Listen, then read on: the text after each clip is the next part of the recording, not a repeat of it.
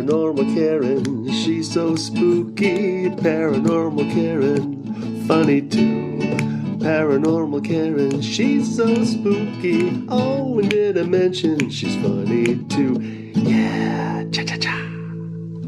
Hey everybody, welcome to Paranormal Karen. It is September, and you all know I taped these earlier, so I'm still in the heat of August. And I just want to remind you all, October 31st, if there's no crazy coronavirus or national disaster, you can come see me at the Cambry House, which I'm doing a special bonus episode on, if I haven't put it up already. Come spend Halloween with me, get a tarot reading, come see a show. Today, my guest, you guys are going to love this podcast. The book is called The Gift Within Us, and it is all about intuition. Everybody sit up straight, get your headphones on, because this is the one topic most people ask me about. Mary Ann Bohrer is here with me. Mary Ann, how are you today? Oh, I'm great, Karen. It's a pleasure to be on your show. Now you have to know, first of all, one of my favorite people in the world is Eddie Connor, is in your book. We are going to get to that. Tell me a little bit about the book and what motivated you to write it. Well, in the book, I interview 33 highly gifted intuitives, a.k.a. psychics and mediums, from the U.S. and all around the world. And Eddie Connor is one of those 33 individuals. And I also have, in addition to doing these profile chapters about each of these gifted people, I have their contact info at the end of the book in case somebody wants to have an excellent reading. Every one of these people are incredibly gifted, highly gifted, but also have high integrity. Yes. So I think a lot of people have trouble finding really gifted people. And these are the creme de la creme. I mean, these are all wonderful people, and they're all very gifted in their own way. Some are psychics, some are mediums, some are healers, some are both psychic and medium, but it's all over the map. And I can give you a little background on what the heck, why I even wrote this book. And oh, by the way, it isn't just profile chapters. I also have chapters about scientists like Dean Radin and Gary Schwartz, who have been studying intuition and psychic ability for years. Even though the scientific community in general just looks down on that as, woo-woo. Yes, I took classes at the Rhine Institute, and I have a couple of Dean Radin's books, and I've talked about it. In fact, I have to reach out again to Lloyd Auerbach because they do the best scientific work on intuition there is. Oh, good, because I'm actually working on the next book, and I definitely need to talk to you about a couple of people like that I would like to interview. But yeah, these people I call them today's brave paranormal explorers, because these people have really, these guys, it's mostly men, have really devoted their career to getting to the bottom of this. And it really is the next, it's an incredible form of communication that has been largely overlooked or put down in the public. Oh, it's woman's intuition, or it's got to be silly or woo-woo. And oh my goodness, it's incredible to have, you have the ability, so you understand. I mean, you're getting the most amazing information all the time, and we all have access to that. You don't have to be a gifted psychic. I mean, every single last one of us can access this. We're already getting those hunches and gut feelings and what have you. And it's just like getting a thought in your head. No, you don't have to have spooky, voices talking to you or anything. It's very basic, but I'll get to that. I'll give you a little background. I'm a PR person by trade, and I lived in New York City for close to 15 years. And in 1997, 3 years before the millennium, the year 2000, I had a client in Midtown putting up a giant digital clock, counting down the days, seconds, and minutes to the year 2000. It was called the Millennium Clock. And he wanted national press for this clock that was going to be on 34th Street. And I thought, people were scared back then, if you know, Karen, Y2K? of Y2K. Yeah, the world was going to fall, everything, the computers were going to stop working. It was going to be tragic, but which, of course, is ridiculous looking back. But anyway, I had the idea to do a big press conference 1,000 days before the year 2000 and invite really highly gifted psychics and mediums to come and be with journalists and talk about the millennium. And I found 24 really gifted people. I wasn't going to just get like storefront psychics and be lazy and do a silly event. These were really gifted people, and I sat them in a restaurant at each one at a different table, like speed dating style. And 75 journalists showed up to this thing. I mean, Wow. that's a huge number, but also the Wall Street Journal came, CBS News came, and of course, Entertainment Tonight, Inside Edition. So a lot of journalists came to this thing, and they could sit with each gifted person for about 3 minutes. They could ask them, world event questions, celebrity questions, or even personal questions. So I mentioned this for two reasons. Yes, it did generate enormous amounts of national and even global press. But the guy from the Wall Street Journal came up to me at the end, and he was literally shaking, and he looked like the blood was drained out of his face. And he said, "Mary Ann, I confess I came here to make fun of these people, but they were so accurate that I'm still in shock." Mm-hmm. And the other reason I mention this is I ended up becoming close friends, and still am, with a number of these gifted people. And over the years, it really annoyed me as a communicator how these people were perceived or misperceived by the media and the public. I mean, they lump them all into this one ugly category of they've all got to be fakes or charlatans or, crazy things. And I knew that their stories were quite interesting, and I started to write their stories for this.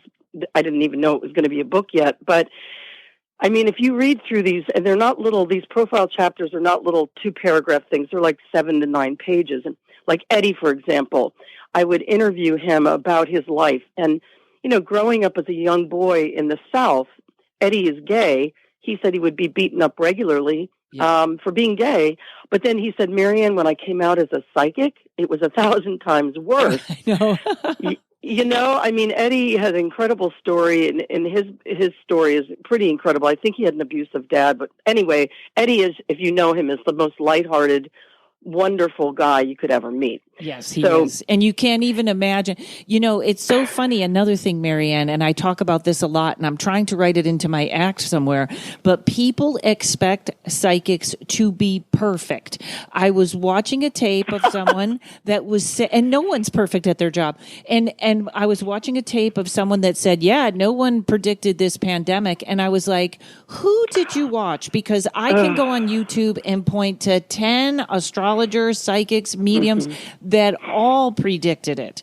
And I put something on Facebook, and I didn't want to scare people, but I put something where I was like, in February, January, I said, look out, after February, there's something coming that's going to be like a 9/11 that changes the world. And some woman was, just went to town on me about how, of course, we all knew that something was coming because it was a time or it was a cycle. And I was like, well, you didn't post it. You know what I mean? Like, you can't argue.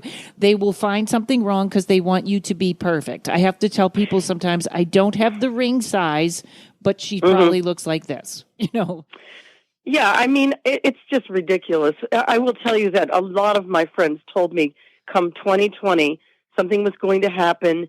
They didn't know it was going to be a virus. They thought maybe a terrorist attack or maybe a war or maybe the market would crash.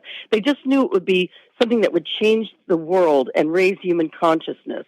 Yeah. And I mean, I think Sylvia Browne, who's deceased, I think years ago she predicted a virus. I only know because her book, a book she wrote back then, is like number 1 on the bestseller list because she predicted a virus. Yeah, she got it. She got it, but I guess a lot of the other things in her book never came to pass. No, predictions are really rough, but yeah, you need, if you get into this space, you need to kind of like take it with a grain of salt. If you're talking to a truly gifted person and something doesn't resonate immediately, just write it down, tape it, keep it for later. Eventually, it probably will come to pass. But regarding this book, I have had people read it and say to me, "Mary Ann, I can't believe these are regular, normal people with an extraordinary gift. Some of them were in abusive relationships. Some of them are divorced. Oh, yeah. They don't have perfect lives." And no, they don't. In fact, as I started to say about Eddie, a number of the people in my book as children were bullied by other kids. So many were closeted. Some were supported by their families. Some were not. Some people kind of were closeted until they came out later in their life because there is a lot of prejudice about this. I mean, there are kids that used it to their advantage, like ace tests and different things. But it was hard for some of them. Some were scared by their ability.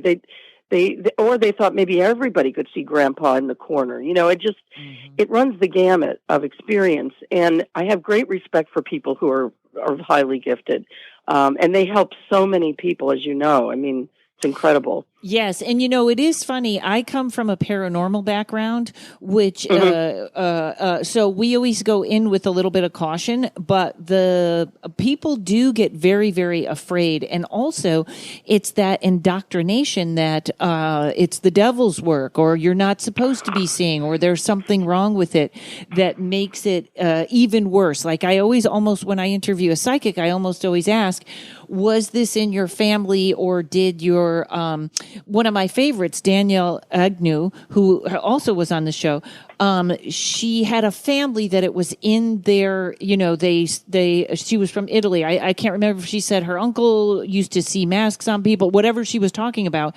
It all fit in.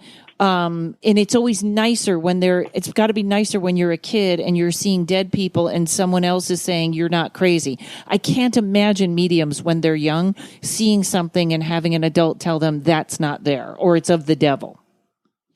Yeah, and there are people whose parents have been taking them for exorcisms or thought they were schizophrenic or whatever. I mean, it's crazy. But yeah, there are some people in my book who come from a family who had this, or at least grandma had it or whatever. There are some people whose parents or mother may have it, but they put it down. They hid it themselves. And there are some that it came to them just naturally, and they learned to kind of keep their thoughts to themselves. They didn't want to upset other people. But one guy from Australia, Paul Asdick, he's wonderful, and he used to go up as a 5 or 6-year-old boy to people in the grocery store, because his guides would say, go tell that woman that she should leave her husband and he doesn't have the right to beat her. And so he'd go up and tell the lady, and the woman would rush over to his mother and say, how does your son know this about me? So the mother had to put Paul in the cart. He was too big to sit in the seat anymore, but she'd have to keep him in the cart because he would just wander up to people and tell them different things. Wow. So, yeah. I didn't mean to laugh when you said, and her husband hits her, but I was thinking that's actually just a hysterical picture of a little kid wandering up and telling you what's wrong with your life. And you don't look good in those pants. Just add that in there. But that's amazing. Yeah, there's so many amazing stories, and I find that part of this, their profile chapters, is very interesting. Each one came to it in a different way, and there are a few people in my book that led very traditional lives, and it came to them in their 40s. I don't know if you've heard of her, but Suzanne Giesman's in my book, and she was actually a naval commander until she was in her mid to late 40s. I mean, she was on Air Force One. She was, she worked with the top echelon people in the military, and then she kind of started to retire, and then her husband's, her stepdaughter was pregnant and was walking around somewhere in Europe and was struck by lightning, killed, and the baby was killed. And she was flooded with this amazing mediumship ability.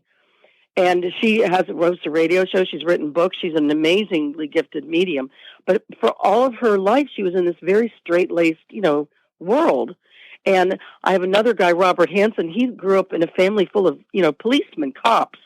And he got this in his late 40s. And his brothers and father thought he was crazy, because it's very interesting. Most people, though, as children, they had something going on, and each one's story is so different. And yes, if they were accepted and allowed to have the ability when they were growing up, then that was better. But at any rate, I want people to know that it's certainly nothing someone says, I'm going to put out a shingle and be a psychic.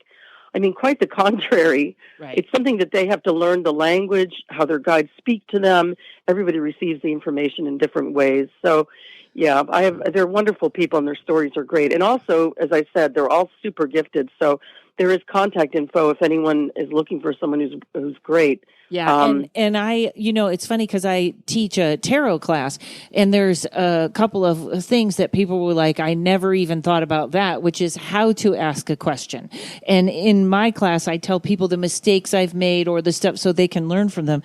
But, I had a pilot I was trying to sell in Hollywood, and it was called A Psychic, a Skeptic, and a Dog Named Courage. And I was the psychic, and my dog is Courage. And my partner was, his name is Drake Witham. He was a journalist and he was the skeptic.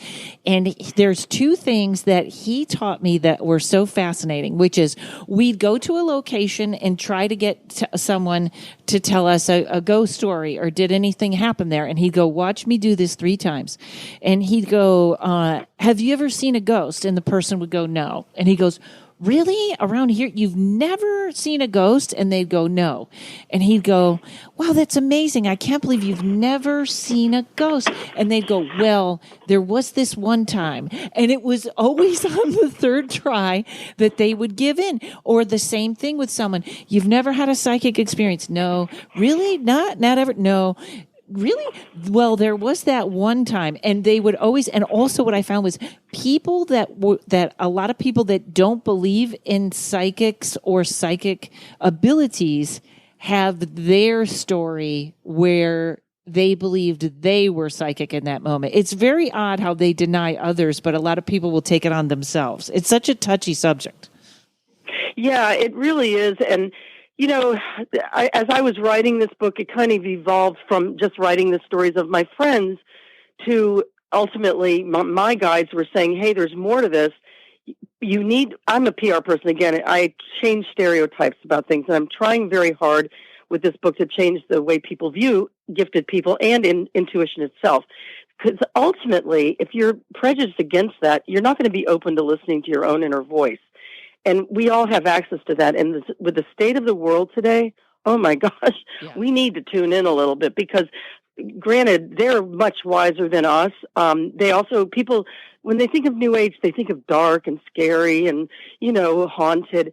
No, I mean, it's all about light and bright. And my guides have an enormous sense of humor. Yeah. I mean, I sometimes feel like I have my colleagues on this plane, right? My other gifted people, journalists, scientists. Then I have my colleagues on that plane, and I used to joke that I feel like I have access to the writer's room at Saturday Night Live because some of the things that they send to me are hysterical. So it's about like humor, and it's not all this dark. I'm so tired of that old stereotype. You know what I mean? I know. And I remember I watched a video once of my favorite.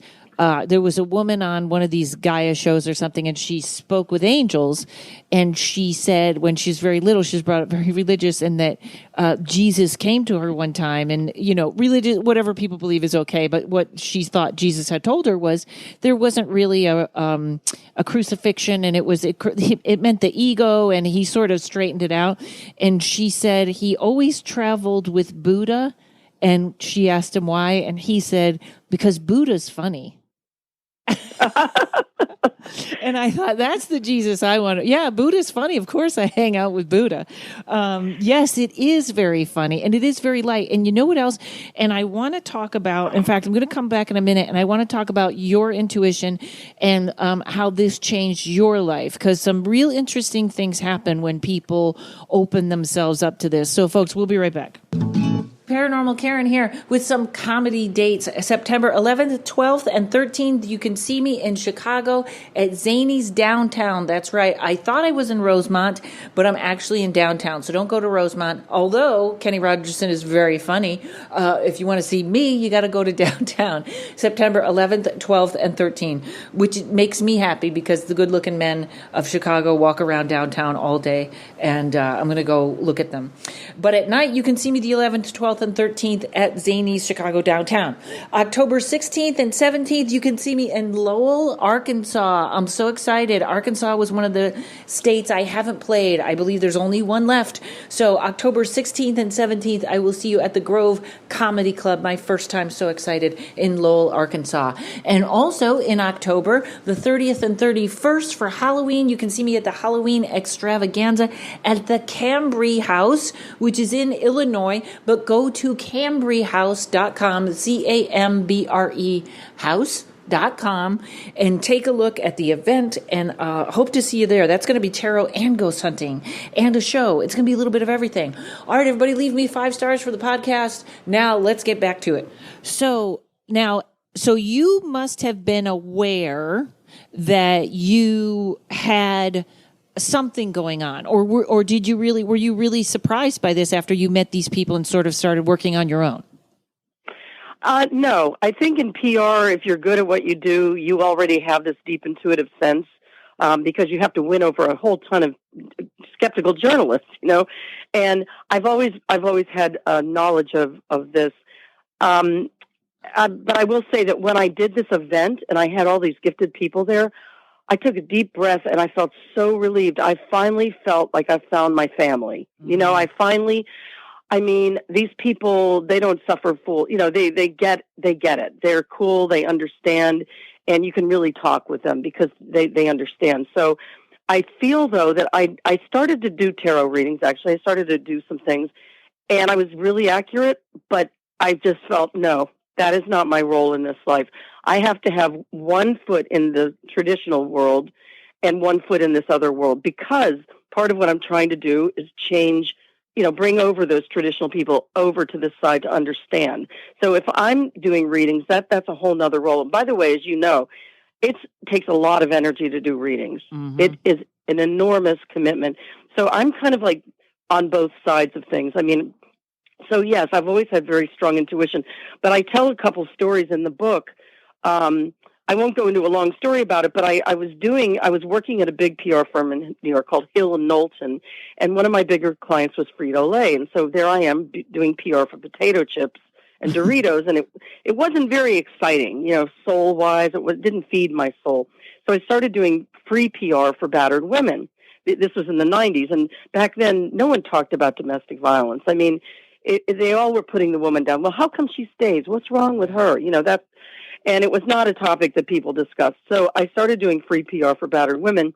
I won't go into the long story, but after a couple of months of getting this lady who ran a toll-free hotline, the only 800 number in the country that battered women could call, and that was important because you can't trace an 800 number on the phone bill. Back then, you could call your local shelter and your husband could see it.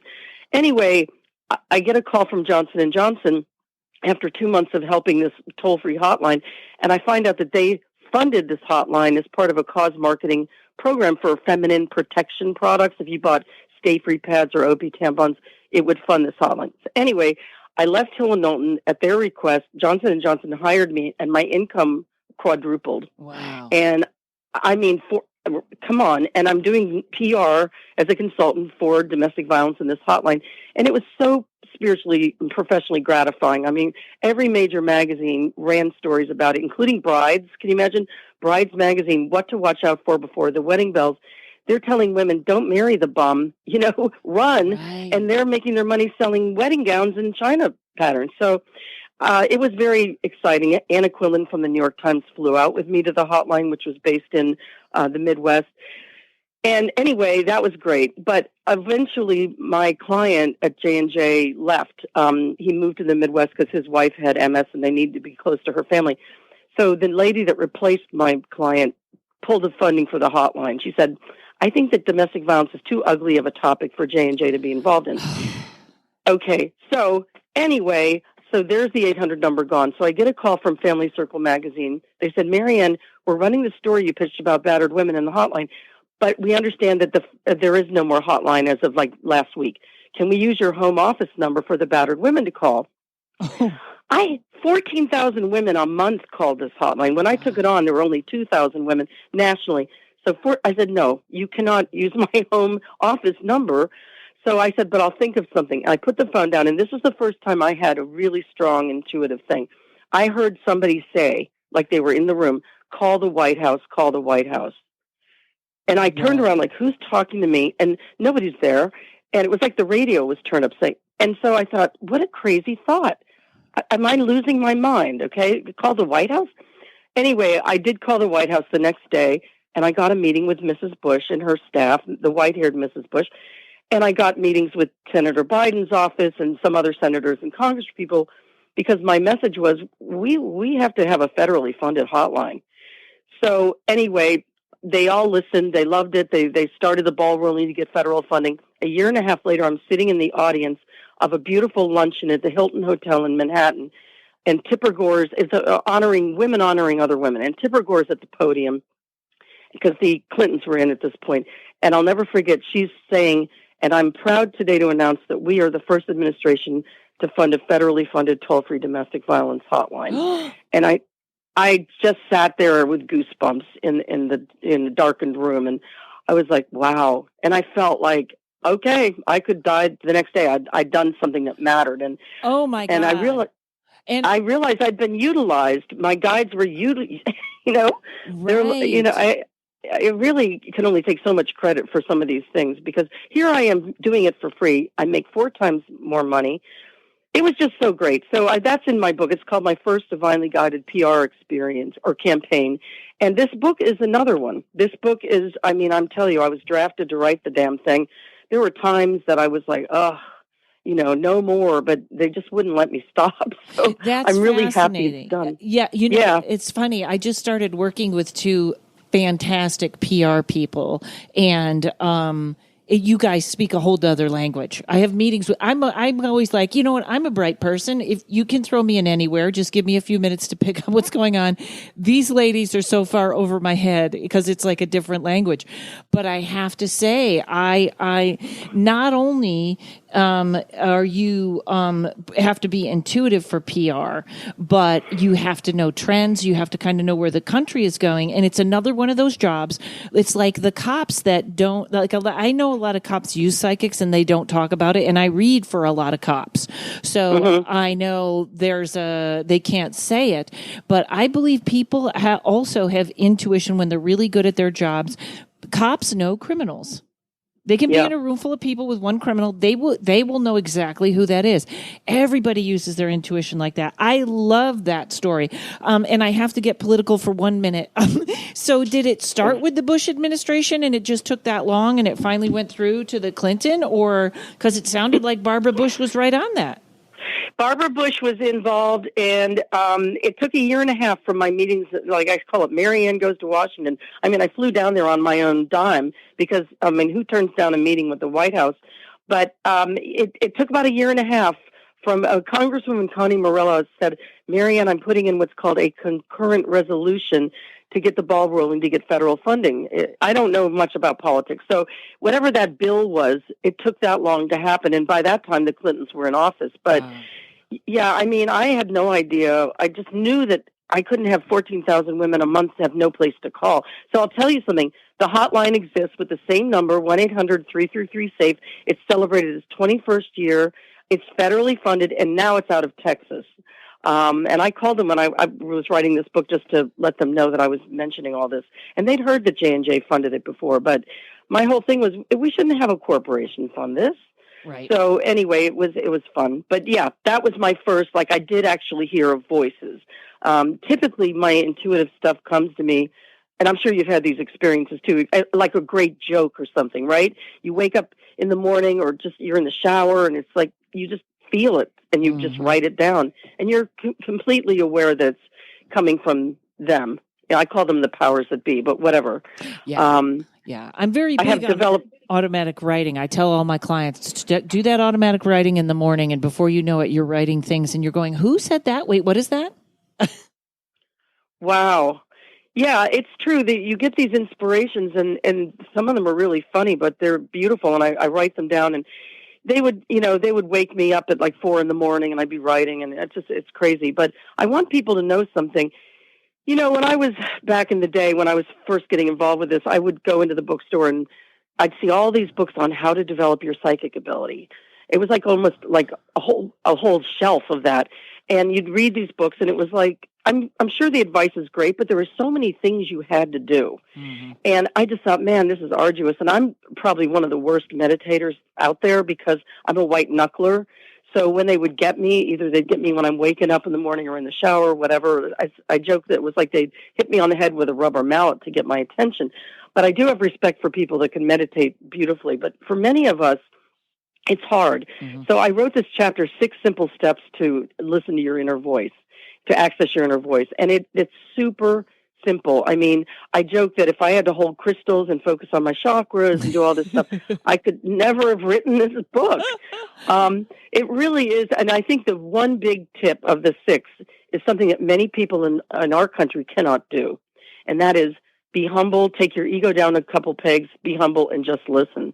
Mm-hmm. Humility is really hard to find. Ego rules. It's all about, these reality shows, and even in politics, a lot of our politicians, it's all about them. Oh my God, we're really doing ourselves a disservice if we don't listen. And in order to listen well, you need to kind of be a little self-deprecating.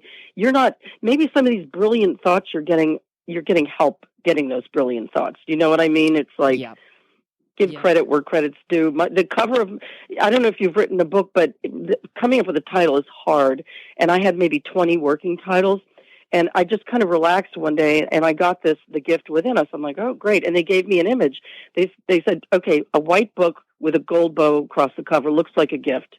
Which, don't by do the anything way, it's new agey. beautiful. It's beautiful. Thank you.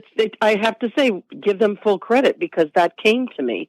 And it's simple, and it's not new agey. And who's going to not like a gift, right? Yes. And if you already have it, you just have to open it. There's a funny thing, too, because another thing that I do, I never stop.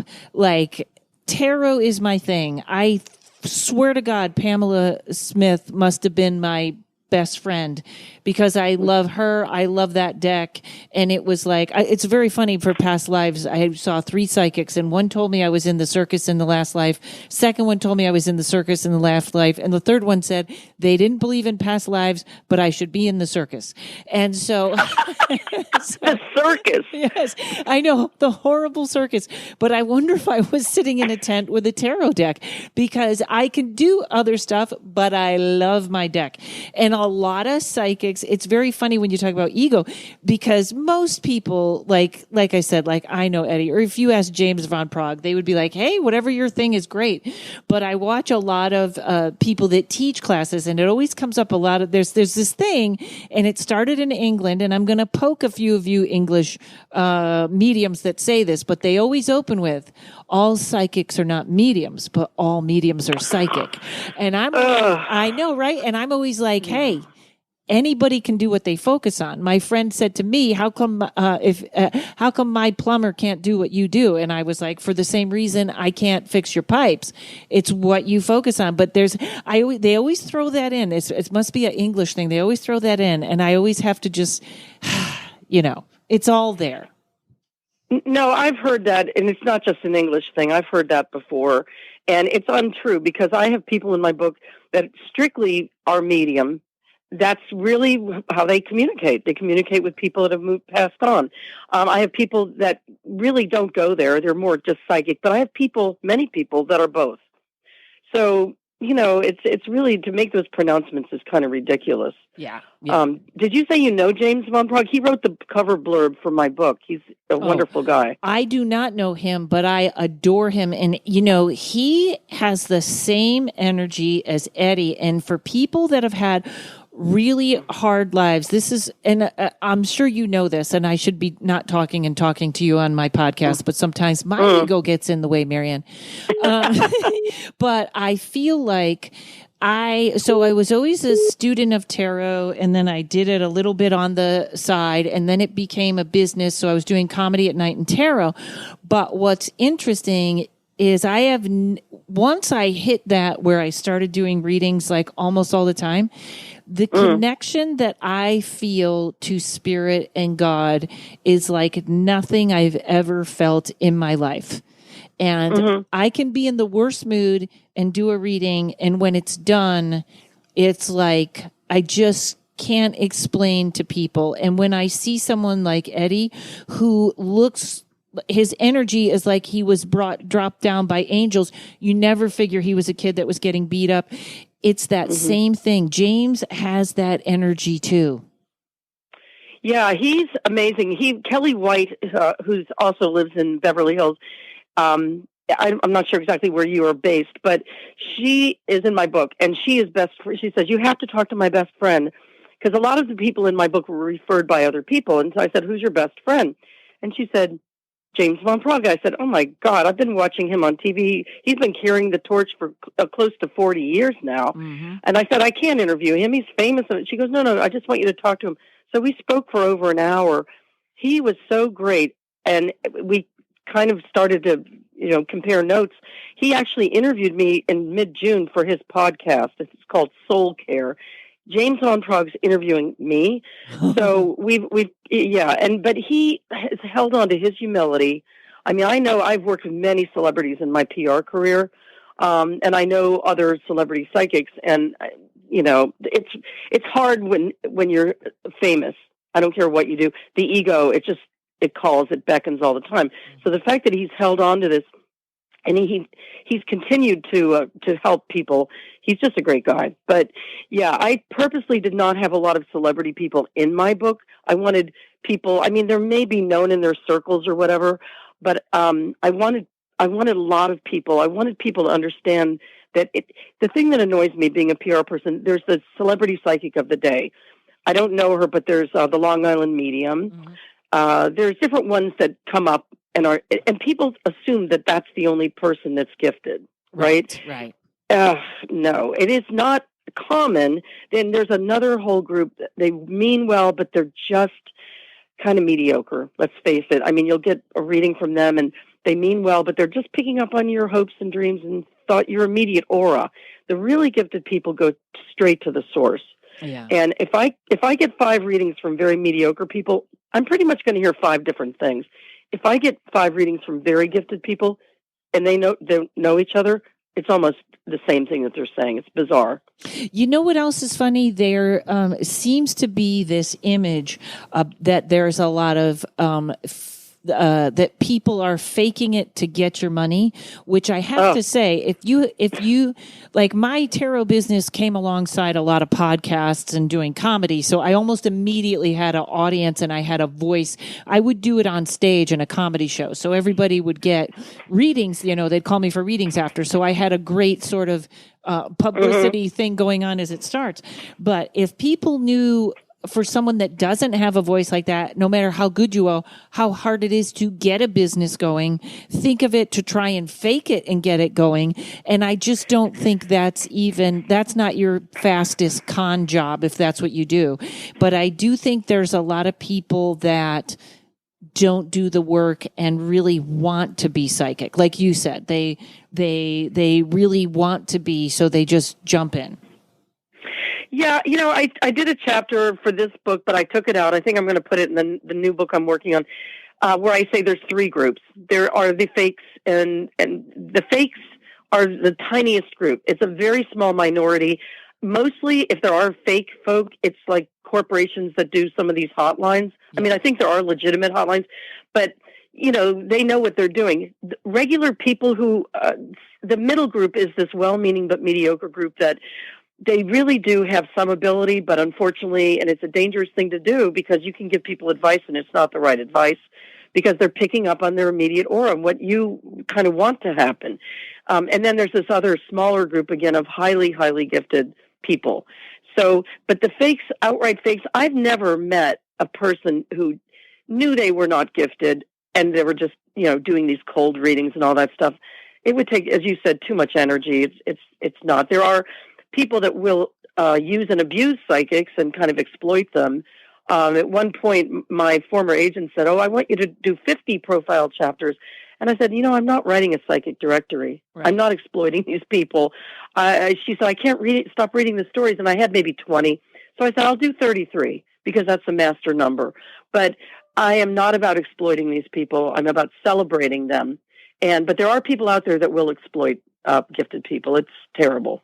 Yeah. And I always tell, and me and my friends always talk about this, actually. I shouldn't just say me because me and my friends talk about 2 ways a psychic is real is that if it's I think twice in my life I've given my money back. I've given someone their money back and been like, yeah, this either just isn't working today or I can't read you. Somebody who's okay to say, hey, it's all right. I'll give you your money back. Number one. And number two, somebody that's okay to say no, like today's not the day or something like that. It's just, we're not perfect. You know what I mean? Every once in a while we run across a snafu. Yeah, and maybe your energy just doesn't resonate with a person. I mean, I've had to have everyone in my book I've had a reading with. I mean, before I do the real interview, it's not to test them because they're all from word of mouth, so 98% of them are fantastic. It's to kind of paint their picture. At the beginning of each profile chapter, I write some paragraphs about the person, maybe what I experienced during a reading. But I had one lady that was highly recommended to me, and I start with, they do the reading. I typically tape it and I don't talk. And after 5 minutes, she stopped and said, I'm not getting anything, am I? And I said, you know what? No, sorry. And she said, it turns out her husband was unemployed, recently unemployed, and she was doing 17 or 18 readings a day. Wow. Burned out, couldn't do it. And I'm going to try to track her down again maybe, and hopefully he's employed. You cannot do that many. I mean, it takes so much energy. So that's what was going on there. But, I love when I do that and they get the reading and they start off. I'm going to give you a couple of examples, if I can, of a couple things that I was told. Paul Asdig, the guy from Australia, wonderful guy, he started off the reading and he said, you're one of 3 siblings, right? And I have a brother and a sister. And I said, yeah. He goes, but there was a 4th child, a young boy named Michael, who died at a very young age. And I got chills because my mom had my sister and then Michael, who I never met. He died at 1.5 years of pneumonia. And my brother and then me. I never met Michael, obviously, but he said, Michael's around you. He's helping you with this book and he's sending you love all the time. Nobody could know that. We never really spoke of it. It was very hard on my mom, as you can imagine, losing a baby of 1.5 years. So that was incredible. And then I got another reading from this lady, Virginia Centrillo, who is an amazing medium, wonderful lady. And she starts off by saying, okay, you live in this house. It has 2 giant trees in front of it, which I do have 2 sycamore trees. And she said, but an old couple lived there before you. And yes, an old couple did live here before me. And she said their names were Bernice. Well, who just pulls the name Bernice? I mean, No one's named Bernice. and his name was Adolf. Well, right there. I knew them before they died. They lived in the same neighborhood. He died and then she died. His name was Mickey. It was Mickey and Bernice. Everybody knew Bernice and Mickey. So I stopped her and I said, no, his name was not Adolf.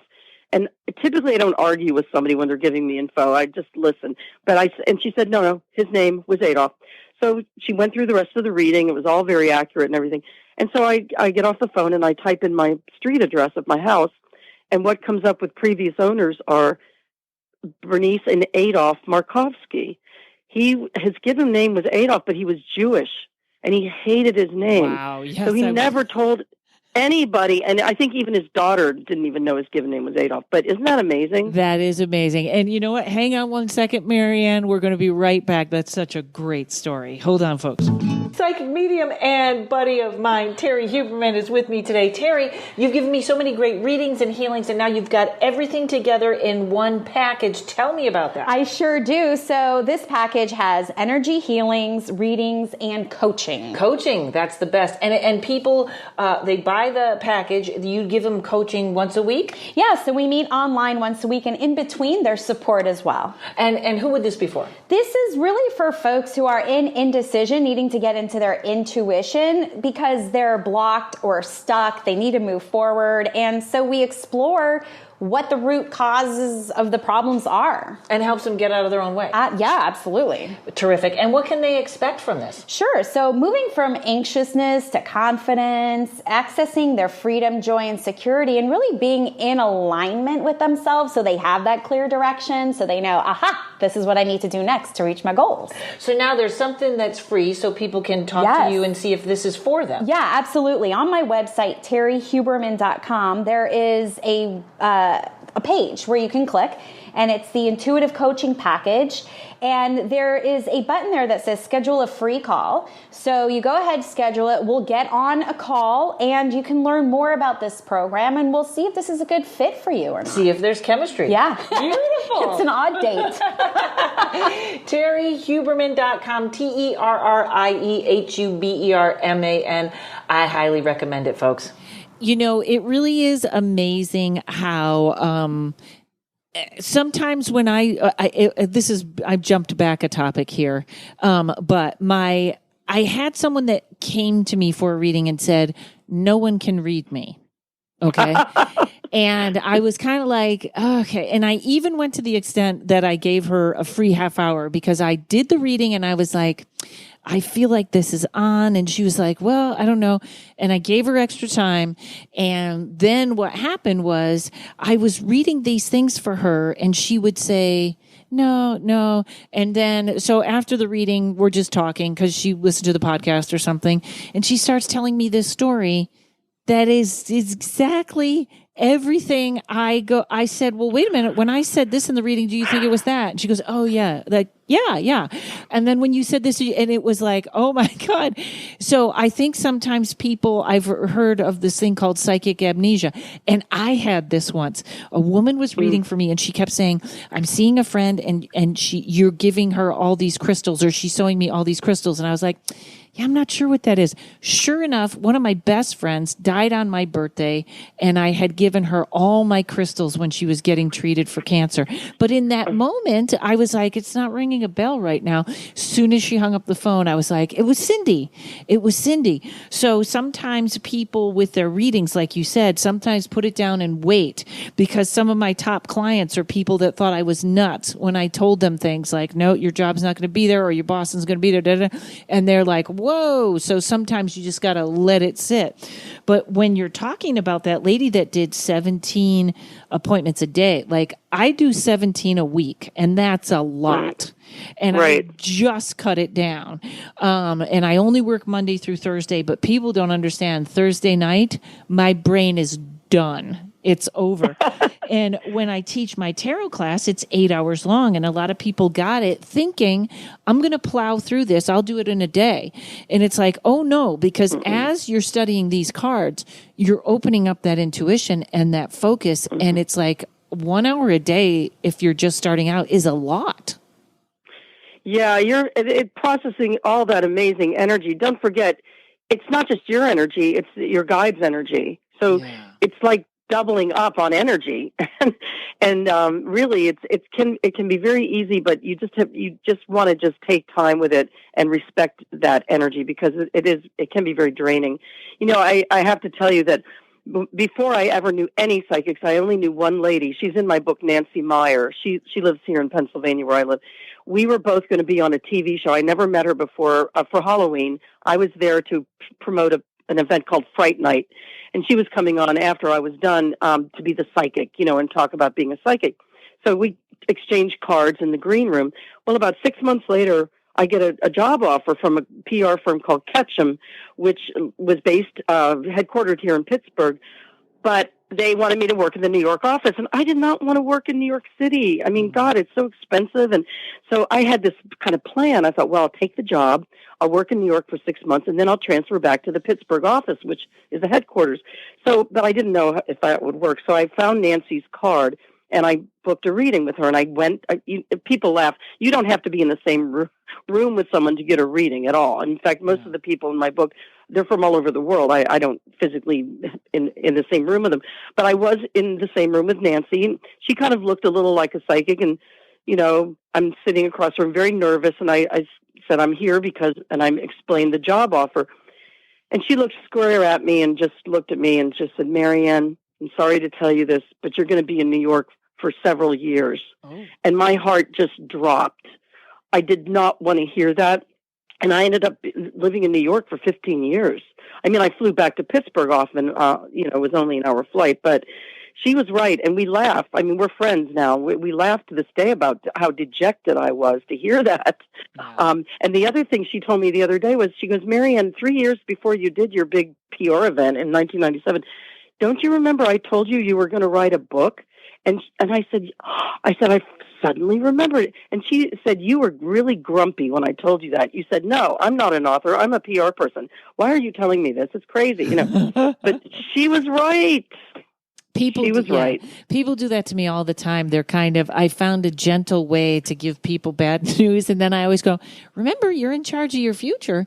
But it's amazing. Sometimes people go kicking and screaming into what they don't want to do. It's funny that you mentioned that about not being in the same room, because 90% of my clients are all over the world. But yep. there's a certain group that insists on coming in person, which now with COVID, I'm not taking anyone. But I feel like sometimes the readings are more organic and pure on the phone, because there is no distraction. There's no distraction. No one's making a face. There's no reason to be, whatever, self-conscious if you are. In fact, I just enforced the rule, no more FaceTime, because this woman bought a reading and then her phone was all over the place and she was in her car and she said, my phone's too hot. And I was like, okay, no more FaceTime. It's all audio now, so I can just focus in on what I have to do. Yeah, I was just told about a fantastic woman who's a palmist, and I'm going to interview her for my next book. But that one, you have to do a Skype, because she has to see the palm, or you have to take a picture of it and send it. Other than that, you do not need to be in the same room with the person. It is very distracting, and people don't understand that. They think you have to travel to be with them. No, it makes it, as you said, it's more pure if you're actually just talking on the phone. So, but I have some really amazing folk in my book, and now I'm starting up to interview more for this next book, which is going to be very similar to this. And it's hard to find really incredibly gifted people, but when you do, oh my gosh, I mean, it's crazy. So, and I've had so many readings, it's crazy. Oh, that's great. And it's interesting because there's almost, and I think this is very rare, but most people, you don't have to be spiritual to be psychic. They are actually separate, but the best people are usually both. Because I have to. Yeah. Go ahead. I was going to say, I think sometimes you can hit that gypsy that just rattles off 5 things and then tells you to get out.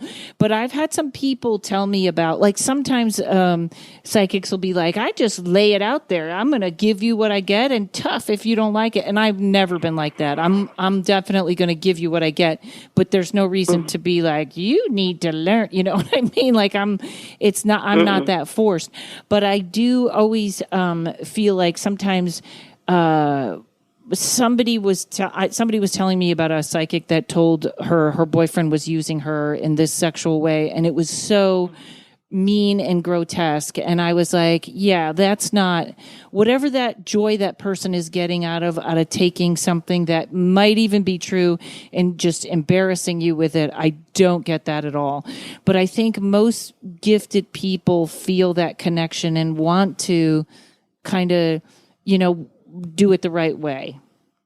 That was judgment. Yeah, I have to tell you that this is not about religion. It actually transcends religion.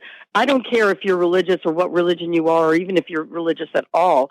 I think it's great to be religious if that's what your thing. Wonderful, but this is beyond that. And the Pew Research, PEW Research Group, found that the fastest growing group of people are people who identify as what's called spiritual but not religious. They are turning away from traditional religion, obviously the sex abuse scandals and all that, but they're still yearning and seeking that connection with spirit. So it's a massive group that's growing now, and just in the past decade. So that's who my book is for. It's also for really informed people like your listeners.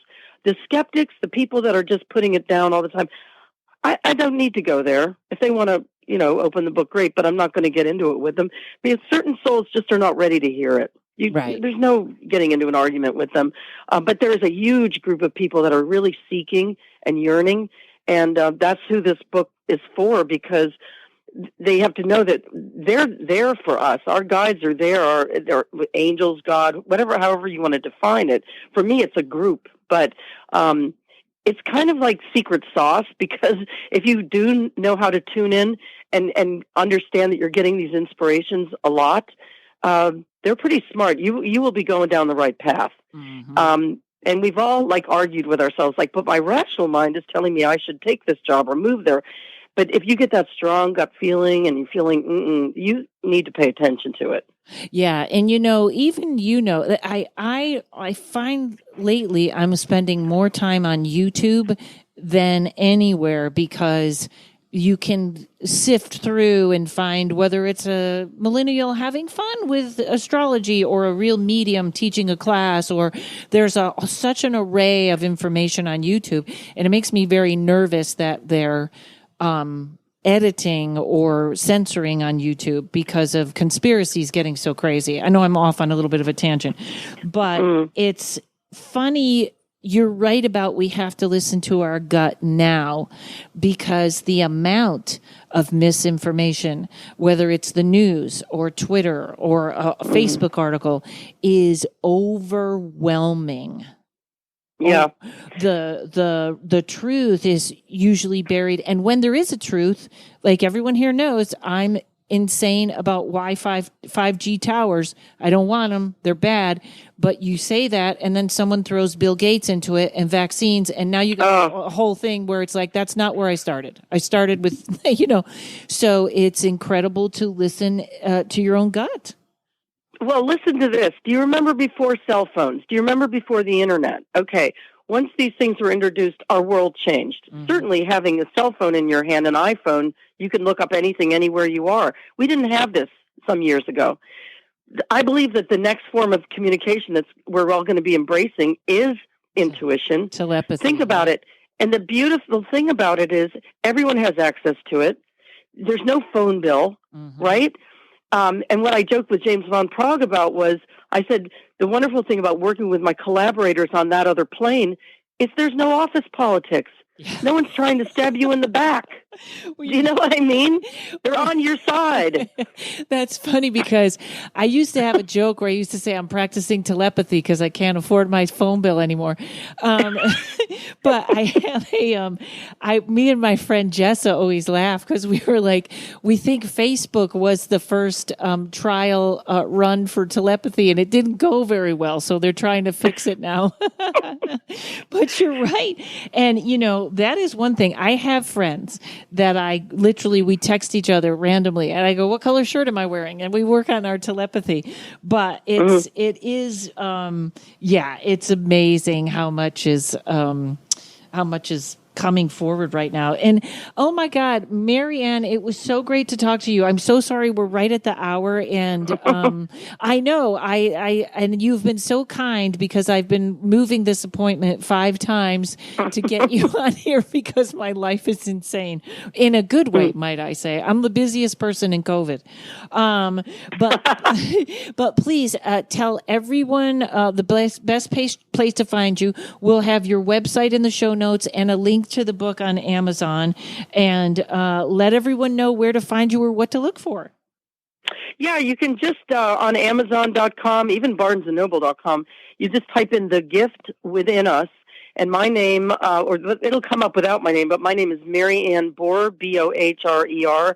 Also, my website is simply my name, www.maryannbohrer.com, and I also have, information there about the book. I have an Instagram and a Facebook and all that, but it's pretty easy to find me. By the way, I was named one of the top.